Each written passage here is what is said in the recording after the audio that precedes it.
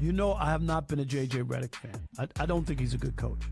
I'll start with the offseason and the work that's required in an offseason to be in championship shape. This is what people say, that he's only 26. He has the body of a 40-year-old. I ain't seen him pat his chest yet. And you are the coach. Every single time you get up to the podium, it's something else, it's somebody else. Yeah. It ain't never been this. My bad. Hey. What happens when you hand the keys to one of the most demanding franchises in basketball to a rookie coach with zero experience? When the greatest player of a generation is nearing his final chapter and the next superstar still isn't ready to carry the weight? Finger pointing, fatigue, failed adjustments. The fans want answers. And now, the entire basketball world is asking, is Luka truly built for the throne? And is it time for the king to step aside? Let's dive into it. JJ walked into one of the toughest gigs in basketball, coaching LeBron James and Luka Doncic on the Los Angeles Lakers with zero prior head coaching experience. Not in college, not even in high school. And from the start, the pressure was obvious. Instead of easing in, JJ was learning on the fly, under a microscope. Then came the playoffs. And when things started falling apart, Redick pointed to conditioning issues on the roster. But he didn't name names. He said some players were in phenomenal shape, others were not. But let's be honest, everyone knew who he meant. Luka Doncic. I'll start with the offseason, the work that's required in an offseason to be in championship shape. You know, we have a ways to go as a roster, and certainly there are individuals that were in phenomenal shape. There's certainly other ones that could have been in better shape. Even media voices like Rick Booker called it out immediately. Let's not dance around it. I have no problem with him pointing it out, but let's just call it what it is.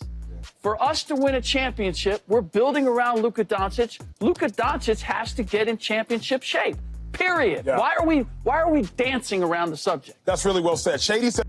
But here's where JJ really stumbled. Game 4. With the season on the line, he kept his starters in for the entire second half. No rest, no bench rotation. That's unheard of in modern playoff basketball, especially when you've got a 40-year-old LeBron and a gassed Luka. And when it didn't work, JJ never took ownership. Not once did he say, "That's on me." Other coaches would say, "Hey, I should have leaned on my assistants." But pat your chest, man.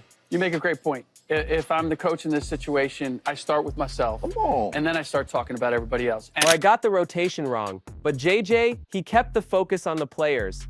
We need to be in better shape, and walked off the podium. That's what Rob Parker and others couldn't accept. As a head coach, you wear the losses, you take the blame. But JJ looked like a brilliant analyst pretending to be a coach, and when the lights got brightest, he got exposed. Luka Doncic is one of the most gifted offensive players in the NBA today. That's not up for debate. His court vision, shot making, and ability to control the tempo of a game at just 26 years old is elite. But even with all that talent, there's one conversation that keeps following him: conditioning. And it's not coming from haters. It's been raised over and over by coaches, media, even Luka himself. This is what people say, that he's only 26.